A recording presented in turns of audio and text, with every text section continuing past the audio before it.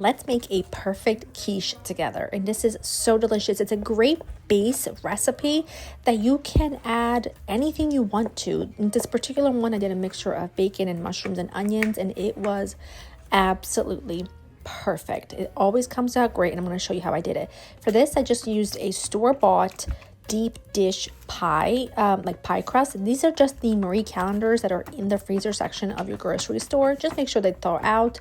They're really nice to grab when they're on sale because it makes it really easy to make a pie, or in this case a quiche, without very much effort. You're gonna need to blind bake it, so I like to pierce it with a fork, place a sheet of parchment paper there, and then add either baking beans, or I just have like this mixture of brown rice and black beans that I've been using for a long time now, and I just place them on top and pop it into the oven for 10 minutes at 400 to pre-bake. And then you're gonna work on your filling. Like I said, I did a mushroom onion bacon mixture. You can do anything you want. You need about 12 ounces total of the filling of choice. And like I said, in this case, it was obviously mushrooms, bacon, and onion. And I just went ahead and sliced up my mushrooms, pretty small, but the really small ones I just quartered because there was no need to slice them any thinner, to be honest. And then I just took a small yellow onion and gave that a nice dice. And then whatever bacon I had left over, which was about 4 ounces, I went ahead and just roughly chopped.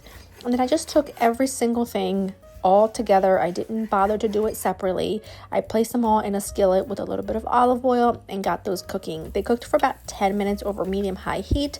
The bacon is not going to go crispy, but that's kind of the point, because even if you did have really crispy bacon, it would get soggy once it goes into the filling anyway.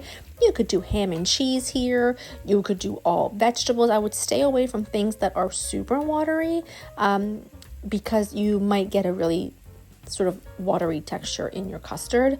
But I would just saute some vegetables and add them in, and it's going to be delicious regardless. Salt and pepper, and like I said, about 10 minutes until they cook down.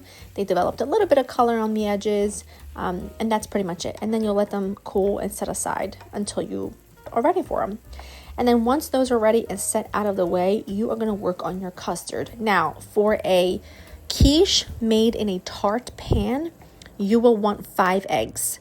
But because I used a slightly bigger pan, because it was deep dish pie crust that I bought, I used 6 eggs, and along with that, I used some heavy cream.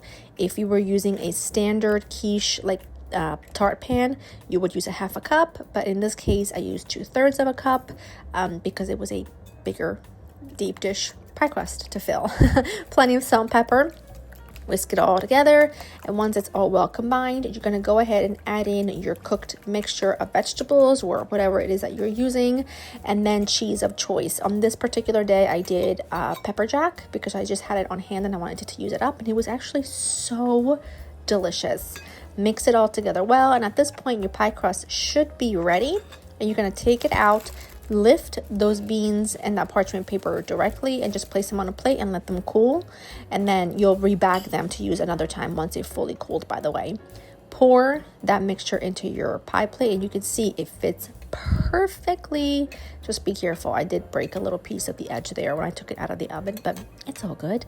And this just goes in a 400-degree oven for about 35 minutes or so. You want to make sure it's beautifully golden brown, but also not jiggly in the center, and make sure you let it cool completely before slicing. So you just want this to cool for about a half hour to 45 minutes. It can still be a little bit warm, but it shouldn't be piping hot because it will fall apart. And then that's pretty much it. So easy and simple and delicious. I know that you will love it, and this is a great opportunity to make quiche however you want. So enjoy.